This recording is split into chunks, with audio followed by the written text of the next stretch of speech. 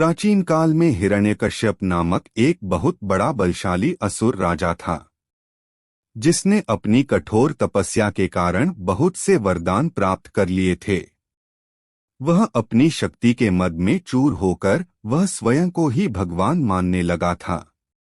उस अपने राज्य की प्रजा को ये आदेश दिया था कि अब सब लोग भगवान विष्णु की आराधना छोड़कर केवल उसी की आराधना किया करें। प्रजा भी राजा हिरण्यकश्यप के भय से भगवान के स्थान पर उसकी पूजा करने लगी, पर उसका बेटा प्रहलाद भगवान विष्णु का अनन्य भक्त था।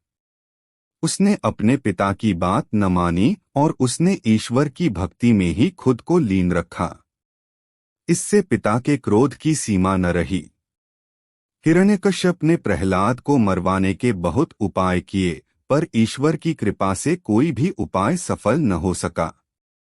उसके बाद हिरण्यकश्यप ने अपने पुत्र प्रहलाद को मारने के लिए एक नई योजना बनाई, जिसमें उसका साथ उसकी छोटी बहन होलिका ने दिया।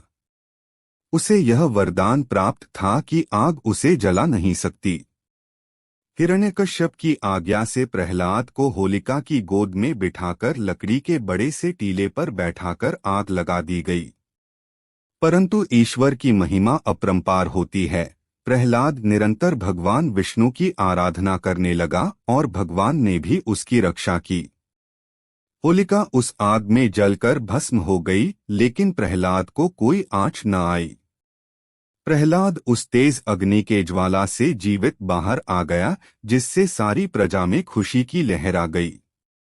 सारी प्रजा भी भक्त प्रहलाद के साथ मिलकर भगवान विष्णु की आराधना करने लगे। इसी घटना की याद में हर साल रात को होलिका जलाई जाती है और अगले दिन रंगों का त्योहार बड़े ही धूमधाम से मनाया जाता है।